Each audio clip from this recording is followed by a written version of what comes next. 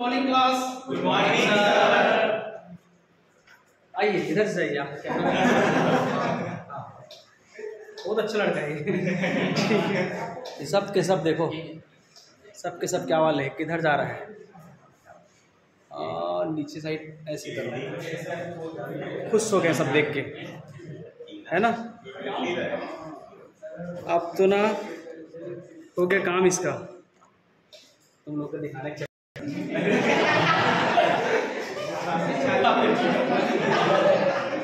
Class को तो ऐसे ऐसे अपलोड करूंगा ना, तुम लोग चिल्लाओ मत। तुम लोग को क्या लगता है?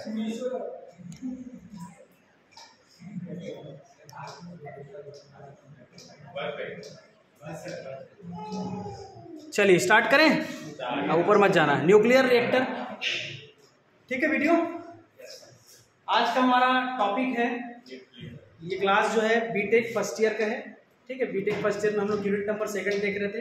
यूनिट नंबर 2 का जो most important topic what, nuclear reactor. आपके एग्जाम के पॉइंट ऑफ व्यू से न्यूक्लियर रिएक्टर बहुत ज़्यादा इंपॉर्टेंट हो जाता है, ठीक है। तो इसको हम लोग देखेंगे।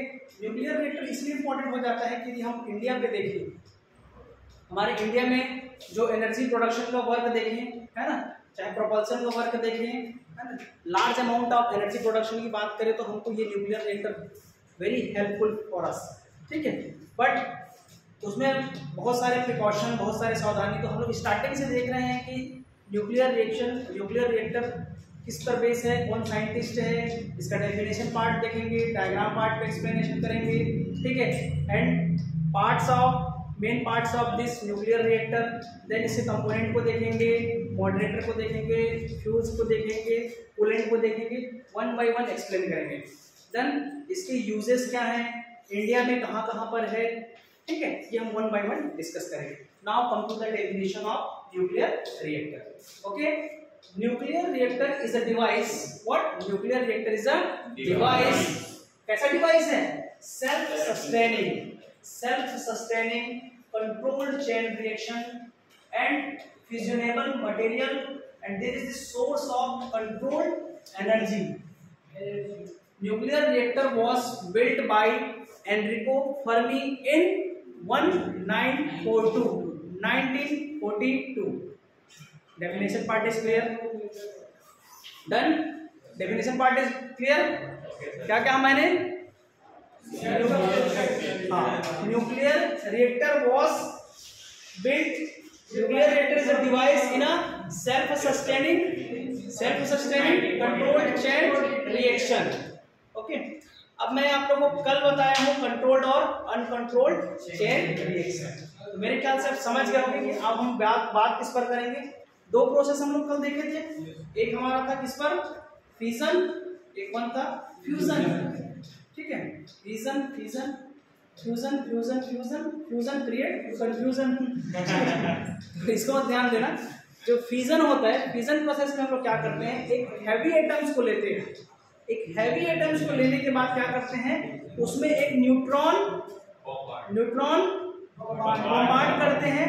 Then this heavy nucleus are splitted into how many parts, 2 parts. Okay, suppose here we take one neutron, this neutron is bombarded on this uranium atom, that is U-235, uranium 235. Then this heavy atom splits into 2 parts. First is beryllium and second is krypton. Then again release 3 neutrino. This neutrino again फिर से वो किसी uranium में टकराएगा, फिर से वो 2 part में split हो जाएगा। ये प्रोसेस हमारा चलते रहेगा। कल मैं बताया था एटम बम किसका एग्जांपल है, कौन से प्रिंसिपल पे वर्क करता है एटम बम? हाँ, controlled chain reaction, uncontrolled chain reaction. Uncontrolled chain reaction एक किसमें आया, हमारा एटम बम। कल मैं आप लोग को बताया था कंट्रोल्ड चेन रिएक्शन किसका एग्जांपल है, वाटर, भूल गए? याद है ना, मैं लिखाया था, यही बस लिखाया था। कंट्रोल्ड चेन रिएक्शन जो हमारा nuclear reactor is based on the principle of controlled chain reaction. Now हम कल के वीडियो से कंटिन्यू कर रहे हैं। Definition part done. साइंटिस्ट का क्या नाम है हमारा? Enrico Fermi. In which year?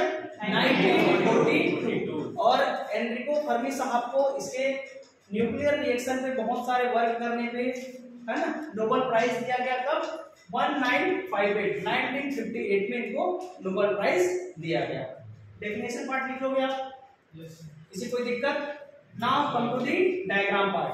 देखिए न्यूक्लियर रिएक्टर को यदि आपको एग्जाम के पॉइंट ऑफ व्यू से देखें, एग्जाम के पॉइंट ऑफ व्यू से लिखना है, बॉडी चल रहा है ना, तो इसमें डेफिनेशन पार्ट को अलग कीजिए। पहला याद हुआ डेफिनेशन पार्ट के लिए। सेकंड पार्ट आप कीजिए इसमें डायग्राम पार्ट में। देखिए आप यदि बुक से देखेंगे तो बहुत बड़ा है, बहुत लंबा है, थोड़ा क्या बोलना चाहिए, वास्ट जाएगा। तो मैं इसको थोड़ा सा शॉर्ट करने की कोशिश की हूँ ताकि आप एग्जाम पे लिख पाए, छोटे छोटे पॉइंट्स आपके दिमाग में जाए, कम से कम एग्जाम में लिखते बने। डन है ना? हमारा वीडियो बनाने का यही मकसद है कि आप उस चीज को अच्छे से लिख पाए, उस चीज को छोटे छोटे पॉइंट को आप समझ पाए। बाकी बुक्स में तो और बहुत सारी चीजें आप बुक से पढ़ के और अच्छी जानकारी ले सकते हैं, लेकिन मेरे ख्याल से आपको ये लगता है कि इतना पॉइंट्स आपको आना ही आना चाहिए, इतना पॉइंट्स आपसे बनना ही चाहिए, मान के चलो। ठीक, अब मैं एक्सप्लेन कर रहा हूँ डायग्राम को। देखिए ये वाला जो पार्ट है, ये जो है शील्डिंग है। क्या हमारा? शील्डिंग। ये क्या हमारा? शील्डिंग। शील्डिंग किसको बोलते हैं? जैसे हमारा मान के चलिए इस रूम में हम लोग बैठे हुए हैं, ठीक है, ये जो दीवार है ना, एक प्रकार का शील्डिंग है ना। यहाँ कोई बम से मत मार सके हमको, कोई गोली से मत मार सके, कोई प्रकार के डंडा लेके आए तो किसी पीटे बाहर हम लोग को पीटे, तो ये प्रकार का शील्डिंग है, मतलब एक प्रिकॉशन के रूप में करते हैं। सेम चीज आपका शील्डिंग होता है। यहाँ पर हम लोग वर्क करेंगे, जो भी प्रोसेस होगा, इसके बाहर में ईंट का एक दीवार होता है, इसको क्या बोलते हैं हम लोग? शील्डिंग। डन यहाँ तक। नाउ कम टू द, ये है हमारा pressure vessel. This is what? Pressure vessel. ये क्या होता है हमारा? Pressure vessel. ठीक, अब यहाँ पर हम दो चीज देख रहे हैं, एक तो ये वाला, इसको बोलते हैं हमारा fuel element. This is what? Fuel element. आपके कॉम्पिटिटिव एग्जाम में दो तीन चीज पूछता है आपका, ठीक है, रॉड के बारे में पूछा जाता है, फ्यूल एलिमेंट के बारे में पूछा जाता है। आप ये कॉम्पिटिटिव एग्जाम कराएंगे तो यहाँ से क्वेश्चन आता है। ठीक, now here we discuss what is fuel. Fuel का मतलब जानते हो? ठीक है, देखिए रॉकेट का प्रपल्सन कर रहे हैं, तो रॉकेट को प्रपल्सन करने के लिए क्या करना पड़ेगा मेरे को? उसमें fuel, solid, liquid, solid, liquid, इस टाइप से मैं क्या करूँगा? वन बाय वन एक हमारा फ्यूल एलिमेंट के चैम्बर बनाऊंगा, है ना। रॉकेट प्रपल्सन करने के लिए क्या करना पड़ेगा? फर्स्ट फोर्स लगाना पड़ेगा, देन क्या करेगा? जमीन को छोड़ के ऊपर जाएगा। There are some another things, this process is work and what is the which concept is based on the rocket propulsion? Law of conservation of momentum. Rocket propulsion is based on which concept? Law of conservation of momentum. What is law of conservation of momentum? जब आप किसी external force is what? Zero, but in this case the momentums are constant. This is called law of conservation of momentum, है ना। तो जो हमारा rocket propulsion है तो इसी कॉन्सेप्ट पे बेस्ड होता है।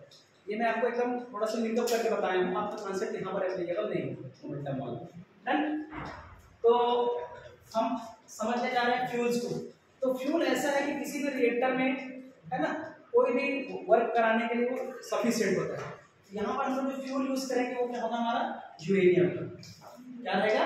यूरेनियम। जो मैं प्रीवियस लेक्चर से मैं आपको कनेक्ट करके जोड़ रहा हूँ, प्रीवियस लेक्चर में हम यूरेनियम को लिए थे। डन, देन हम क्या किए थे?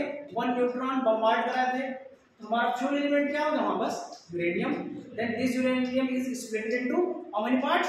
To parts, beryllium and krypton, 56 and 36, 141 and 92, and release 3 neutrino, 0n1, 0n1 and 0n1. This is neutron. Again this 0n1 फिर से एक आपका कहाँ जाएगा? यूरेनियम पे, फिर ये प्रोसेस चलते जाएगा। डन। अब यहाँ पर देखिए, अब आपके दिमाग में ये आएगा कि सर हम तो यूरेनियम में कंटिन्यू एक न्यूट्रॉन निकल रहा है, फिर से यूरेनियम से वो टकरा कर क्या कर रहा है? ये कंटिन्यू प्रोसेस हो रहा है। भाई इसको तो हमको अनकंट्रोल बोलना चाहिए, बोलोगे आप लोग, ठीक है। तो इस प्रोसेस में क्या हो रहा है, उसको कंट्रोल करने का काम कर रहा है ना। जो हमारा एक्स्ट्रा न्यूट्रॉन निकल रहा है उसको मॉडरेटर के थ्रू, जब हम मॉडरेटर यूज करेंगे उससे जो एक्साइटेड है तीव्रगामी इलेक्ट्रॉन है, ठीक है ना, जो तीव्रगामी न्यूट्रॉन है वो निकले तो उसको क्या करने का काम करता है, थोड़ा से कूल करने का काम करता है, कम करने का काम करता है। कौन? मॉडरेटर। उसमें आऊंगा तो मैं और अच्छे से डिटेल से बताऊंगा। तो ये फ्यूल समझ आया। पर नाउ कंटिन्यू। ये जो देख रहे हो ये वाला, ये जो कहलाता है हमारा क्या है, रिएक्टर मॉडरेटर। ये क्या कहलाता है, रिएक्टर मॉडरेटर। फ्यूल एलिमेंट के बीच का ये, ठीक है, ये हमारा हो गया रिएक्टर मॉडरेटर। ठीक, तो मॉडरेटर का क्या वर्क होता है, इस फ्यूल एलिमेंट जो हमारा रिएक्शन होने के बाद जो एक्साइटेड हमारा क्या बोलना चाहिए, न्यूट्रॉन जो है, न्यूट्रॉन एक्साइटेड वाला न्यूट्रॉन है, तो उसको क्या करेगा, शांत कराने का काम करेगा। इतना एक्साइटेड मत हो गए, थोड़ा शांत हो जा, फिर जाना ऐसे, इसका काम रहेगा मॉडरेटर। ठीक है, तो मॉडरेटर में हम लोग क्या यूज करेंगे, ordinary water, heavy water, graphite and barium oxide. These are the components and parts of what, reactor moderator. Then now come to the control rod, controlling rod. ये एग्जाम में आपको कॉम्पिटिटिव एग्जाम में पूछा गया है कई बार कि न्यूक्लियर रिएक्टर में जो हमारा कंट्रोलिंग रॉड होता है वो किसका बना होता है, ये बताइए। तो आप ध्यान रखिएगा, कैडमियम एंड बोरॉन। किसका बना होता है, कैडमियम एंड बोरॉन। किसका बना होता है, कैडमियम एंड बोरॉन। डन, यहाँ तक इतना समझ में आया। अब आते हैं हम लोग कूलेंट वाले पार्ट में। अब कूलेंट वाले पार्ट में सीधा आप लोग इसको मतलब समझ गए होंगे कि जो अंदर का जो हीट होगा, जो है ना एक्स्ट्रा हीट होगा, उसको हम लोग कूल करने का काम करते हैं। जैसे मैं एक सिंपल एग्जांपल करूं तो कार का जो रेडिएटर देखे हो गया, कार का रेडिएटर जो होता है पूरा इंजन जो चलाने के लिए, है ना, हम लोग उसमें कूलेंट वाटर डालते हैं ग्रीन कलर का, आप देखे होंगे ग्रीन वाटर डालते हैं, उसको कूलेंट वाटर कहा जाता है।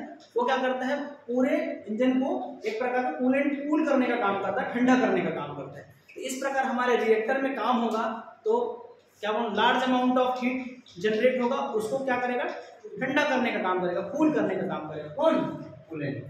यहाँ तक समझ आया कि नहीं, ठीक है। सेकंड हो गया कि हीट एक्सचेंजर, मतलब इसकी हीट को एक्सचेंज करेगा, हीट एक्सचेंजर का वर्क है, ठीक है। तो ये कूलेंट के थ्रू, और जो वेस्ट होगा वो वाटर यहाँ से निकलेगा और जो स्ट्रीम है वो टरबाइन के थ्रू बाहर। टरबाइन समझ गए, वो तो बाहर घूम रहे हैं, ऊपर लगा है जी, दिख रहा है ना उधर, हाँ, वो क्या हमारा टरबाइन। समझ आ गया। वो किसके हिसाब से लेगा, अंदर का हवा ज्यादा हुआ तो उसको बाहर फेंकने का काम करेगा। यहाँ तक ठीक। डायग्राम में किसी को भी थोड़ा भी डाउट हो तो पूछ सकते, पढ़ो आगे। देखिए एक लाइन में यहाँ पर लिखा हूँ, nuclear energy produced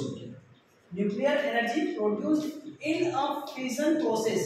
fission process का मतलब समझ गए, एक हैवी एटम है, इसको काट दिए तो कितने पार्ट में डिवाइड हो गया, 2 पार्ट।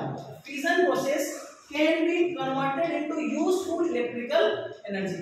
ये प्रोसेस हम किस लिए कर रहे हैं, electrical energy, what, production of energy. यहाँ तक डन। आगे बढ़ूं, नाउ स्टार्ट करते हैं main parts of the nuclear reactor. तो सरगुजा वाला मेन पार्ट नहीं, ठीक है, सरगुजा वाला मेन पार्ट नहीं है। मेन पार्ट का मतलब इसके मुख्य क्या क्या चीज है, क्या पार्ट्स बना हुआ है, ठीक है। तो मेन पार्ट बोले हैं सब, चलो मेन पार्ट वाला काम नहीं, ठीक है। हाँ हाँ, अंबिकापुर में भाई, शांत रहा कर भाई, ठीक है। Now come to the continue this lecture. Fuel को मैं ऑलरेडी डिस्कस कर चुका हूँ। क्या लेंगे हमारा, यूरेनियम 235। इसका भी रेशियो आपको पता होना चाहिए। देखिए U38 लेते हैं वो 99.3% होगा, ठीक, और यूरेनियम 235 कितना होगा, 0.7%। और ये होगा हमारा, और भी ले सकते हैं यूरेनियम के अलावा, और भी ले सकते हो क्या, हमारा प्लूटोनियम। क्या ले सकते हैं, प्लूटोनियम। फ्यूल एलिमेंट इसमें क्या है, naturally occurring uranium consists of 99.3% uranium 238 and only 0.7% U35 and U38 is the for all practical purpose। ये किसके लिए, केवल practical purpose के लिए, not for fissionable। In order to be useful as the fuel, the concentration of uranium must be sustainably increased up to 3%. In naturally available uranium, this process is called enrichment. Is many reaction. Okay? तो ये जो ratio लिखा है हमारा practical purpose के लिए है, एकदम फिजिबल के लिए नहीं है। नाउ रिफ्लेक्टर यहाँ से बता दिया हूँ। मॉडरेटर में क्या यूज कर सकते हैं हम लोग? Ordinary water. मॉडरेटर में क्या, जो एक्स्ट्रा न्यूट्रॉन है उसको क्या करने के लिए, थोड़ा से कम करने के लिए, शांत करने के लिए, ठीक है। तो उसमें क्या यूज कर सकते हैं हम लोग? एक तो ordinary water, heavy water, graphite और हमारा क्या है, बेरियम ऑक्साइड। ठीक। कंट्रोल रॉड ये हमारा बता दिया। कंट्रोल रॉड क्या करता है, अंदर के टेम्परेचर को, है ना, ऐसे बाहर किए तो हमारा न्यूक्लियर रिएक्टर स्टार्ट हो गया, अंदर हीट हुआ तो कंट्रोलिंग रॉड को फिर अंदर डालेंगे, अंदर का जो टेम्परेचर है वो किसके थ्रू आ जाएगा, कंट्रोलिंग रॉड में, फिर उसको ऊपर करेंगे, ठीक है, बाहर के टेम्परेचर से फिर अंदर डालेंगे। ये इस टाइप से प्रोसेस होता है क्या हमारा कंट्रोलिंग रॉड। ठीक। अब आता है हमारा कूलेंट में क्या यूज कर सकते हैं, देखिए बात नहीं पीछे। कूलेंट में क्या क्या प्रॉपर्टी हो सकती है, देखिए एक तो होना चाहिए हाई बॉइलिंग पॉइंट। आप बता पाओगे क्या होता है हाई बॉइलिंग पॉइंट? पीछे हाई बॉइलिंग पॉइंट क्या होगा? Anyone please explain. जल्दी गरम ना हो, हां जल्दी गरम ना हो, सर बॉइलिंग पॉइंट गैस गरम होना स्टार्ट हो। यस, टेम्परेचर जब हाई हो, ठीक ठीक ठीक, चल और high specific heat, high specific heat इस पे गरम होता है, easy in pumping and chemically stable. तो ये इस प्रकार की प्रॉपर्टी इसमें होगा हमारा कूलेंट, है ना। जो हमारा कॉमनली यूज करते हैं वो हमारा कूलेंट क्या क्या हो सकता है, एक तो होता है ऑर्डिनरी, है ना, और हैवी वाटर। ऑर्डिनरी और हैवी वाटर समझ में क्या होता है? हैवी वाटर D3 ना, D2 ऑर्गेनिक लिक्विड होगा, और क्या सकते हैं, लिक्विड मटेरियल हो सकता है, और हो सकता है हमारा गैसेस। ठीक। Now come to the setting already discussed. Yes sir. Okay. अब देखिए वर्किंग कैसे करेंगे, ये वाला रॉड पे ऊपर करेंगे, ठीक है। तो ये प्रोसेस में हमारा यूरेनियम लेंगे, उसमें हैवी जो हमारा क्या बोलते हैं, एक न्यूट्रॉन की बम्बार्ड कराएंगे, बम्बार्ड कराने के बाद क्या होगा, वो 2 पार्ट में स्प्लिट होगा, ठीक है, दो, है ना, 2 लाइटर न्यूक्लियाई में डिवाइड हो जाएगा। देन अगेन रिलीज 3 न्यूट्रिनो, फिर ये न्यूट्रिनो, ये सिंगल न्यूट्रिनो क्या करता है, फिर से यूरेनियम में इस प्रकार का प्रोसेस कंटिन्यू चलते जाएगा। ये कंटिन्यू जो न्यूट्रॉन निकल रहेगा उसको मॉडरेटर क्या करेगा, उसको ठंडा करने का काम करेगा, तो रोकने का काम करेगा। जो हमारा तीव्रगामी जो न्यूट्रॉन है उसको ये क्या करेगा, मॉडरेटर रोकने का। तो ये इस प्रकार से हमारा वर्किंग देख सकते हैं। कूलेंट कैसे होगा, सेटिंग में क्या इफेक्ट होगा, रिएक्टर ये स्टार्टिंग में जो बताया वही जिसका वर्किंग है, ठीक है। और अब आता है मोस्ट, ये आपके एडिशनल है, इसका मैं नया ऐड किया हूँ इसमें, अभी तक से आपके नोट्स में नहीं है लेकिन इसको मैं ऐड किया हूँ, atomic research centre in India, ठीक है। जो इस प्रकार का रिएक्टर बना हुआ है वो हमारे इंडिया में कहाँ पर है। तो पहला चीज है वो है क्या, हमारा अप्सरा का नाम सुने हो? इधर वाला अप्सरा नहीं, इसका नाम है अप्सरा, ठीक है। अप्सरा ये कब बना, 1956। ये हमारा इंडिया ए, और जर्लिना और साइरस, ये तीनों कहाँ है बताओ? मुंबई है, मुंबई से आगे थोड़ा ट्राम्बे के आसपास का, ठीक है। ये जो एरिया है हमारा अप्सरा, जर्लिना और साइरस, और उसी के नियर अबाउट हम देख सकते हैं इंडिया में हमारा तारापुर, कलपक्कम, कोटा और नरोरा। आप इससे एक क्वेश्चन आपके कॉम्पिटिटिव एग्जाम में आता ही है, ठीक है। हमारा एटॉमिक रिसर्च, ये हमारा क्या चीज है, atomic research centre, atomic research centre. Bharat में जो अनुसंधान केंद्र है वो इस जगह पे है ना, नरोरा, कोटा, कलपक्कम, तारापुर, साइरस, जर्लिना और अप्सरा।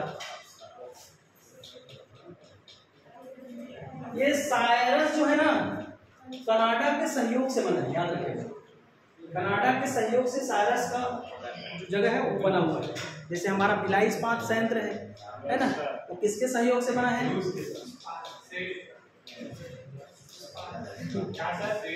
हमारा भिलाई इस्पात संयंत्र है वो किसके सहयोग से, किसकी मित्रता से बना हुआ है? भिलाई स्टील प्लांट, हाँ, ठीक है। तो वैसे ये जो हमारा साइरस है वो कनाडा के सहयोग से बना। नाउ इसके यूजेस देखते हैं जी लास्ट, फिर खत्म करते हैं। यूजेस क्या है? In large amount of energy production. इस न्यूक्लियर रिएक्टर से हम क्या प्रोड्यूस कर सकते हैं? Large amount of energy production. और क्या कर सकते हैं? Production of plutonium. ओके, और इस एरिया में यूज है इसका रिसर्च वर्क में, जो आप देख रहे हो। और लास्ट क्या है? इन propulsion दैट मींस रॉकेट वाला, है ना, जो अब थ्रस्ट फोर्स लगता है जी। थ्रस्ट फोर्स क्या है, समझ रहे हो? तो इस प्रकार से आपका न्यूक्लियर रिएक्टर कंक्लूड होता है। किसी को कुछ पूछना है? किसी को कुछ पूछना है? ठीक है, थैंक यू क्लास। अब इसमें तोड़ मारो तुम लोग, उसमें खराब कर दिए थे देखो। हाँ, वो है लड़का, उसके बारे में बताऊंगा आप लोग को बाद में। ठीक है, चलो क्लोज कर।